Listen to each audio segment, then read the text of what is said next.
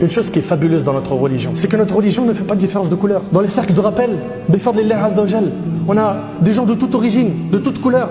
Et c'est ça la beauté de notre religion. Le racisme a été aboli dans notre religion.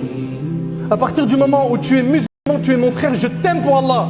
Ne laissez pas des ignorants venir nous diviser en disant les arabes sont entre eux, les noirs de peau sont entre eux, etc. Non, c'est faux. Dans notre religion, on est ensemble. On est tous sous le même toit. L'islam, on s'aime, on s'entraide. Il y a une vraie union, une vraie force par cette union. Il n'y a que l'ignorance qui nous divise. Les noirs, en vérité, ont fait des bandes pour se protéger d'une autre couleur. Le premier Renoir ont fait des bandes, c'est pour protéger les rebeux. Des arabes. C'est aussi clair que ça. Parce que, culturellement, et je le redis toute la journée, des fois on oublie. Lui, moi, toi tu viens d'où? Martinique. Martinique. Nous ne sommes pas affiliés avec les arabes. C'est un homme un peu dérangeant, le président Sankara.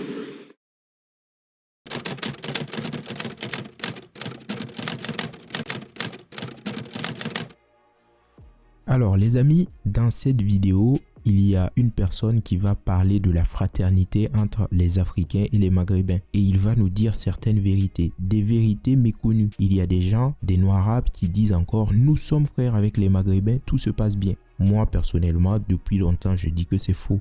Demandez juste à un Maghrébin de donner sa sœur en mariage à un Africain. Vous verrez ce qu'il vous répond. Et je ne suis pas pour la propagande ou la promotion du métissage. Bien loin de là. Mais il y a une certaine réalité qu'il faut connaître et qu'il faut enseigner parce que nous en avons tous marre de l'hypocrisie. Je sais que vous aussi. Parce que oui, il y a une certaine fraternité entre Noirs et Maghrébins quand il s'agit de se liguer contre les Blancs. Mais ça s'arrête là. Après ça, les petites querelles reprennent. C'est comme ça, tout le monde le sait. Donc nous allons voir cette vidéo que j'ai trouvée très intéressante. Mais avant tout, n'oubliez pas de vous abonner, de liker, de partager et de commenter comme d'habitude. Merci pour votre soutien, pour vos commentaires et pour vos dons. Et maintenant que cela est dit, nous allons regarder cette pépite. C'est le compte Alexis qui dit « Quand MC Jean Gabin revisite l'histoire des banlieues françaises et la fracture noire-arabe entre héritage de l'esclavage, traite orientale et guerre de territoire, il explique pourquoi selon lui, la démographie et le vocabulaire ont creusé un fossé entre ces communautés. Moi, je pense que ça remonte beaucoup plus loin que ça. Il y a eu la traite arabo-musulmane, tout le monde le sait. Mais il y a encore les noirs arabes et certains maghrébins qui disent non, ça n'a pas existé. La seule traite qui a existé, c'est la traite transatlantique, plus connue sous le nom de commerce triangulaire. Est-ce que c'est vrai? Est-ce que c'est faux? Regardons cette vidéo. Les noirs, en vérité, ont fait des bandes. C'est pas la musique. On fait des bandes juste pour se protéger d'une autre couleur. Le premier Renoir ont fait des bandes, c'est pour protéger les rebeux. Des arabes. C'est aussi clair que ça.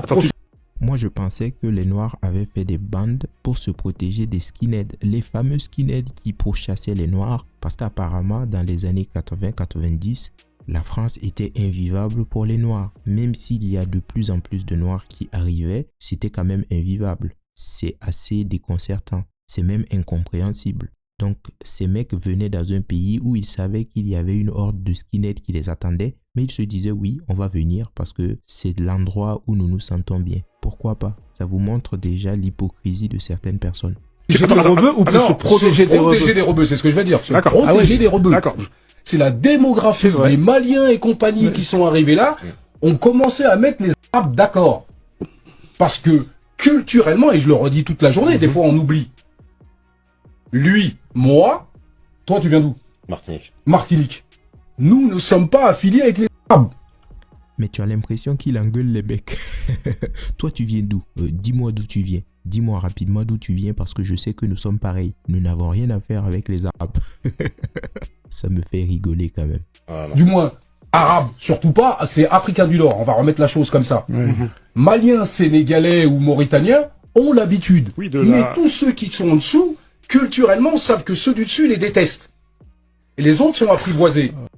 Bon, après, ceux du dessus les détestent, mais eux aussi ils n'aiment pas ceux du dessus. Je vais essayer de rester assez juste. Parce que oui, on parle de massisme, oui, on parle de discrimination, etc. Mais ça va dans les deux sens, hein. Après, il parle de certaines communautés d'Afrique de l'Ouest qui sont majoritairement slamisées. Donc, ces gens prennent les mecs d'Afrique du Nord pour leurs frères. même si nous avons vu qu'il y avait quelques limites à cette fraternité, notamment après la défaite du Maroc à la Coupe d'Afrique des Nations. Tout le monde se souvient de ce qui s'est passé. J'en ai fait quelques vidéos, les amis.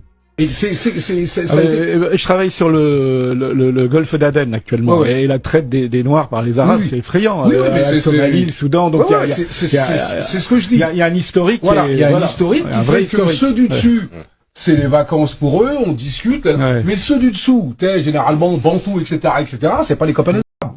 Et dès le départ, c'était ça. Il y a un truc que j'ai toujours dit, et je le répète toute la journée, il y a 2-3 mots que certains Noirs n'acceptaient pas. Krel.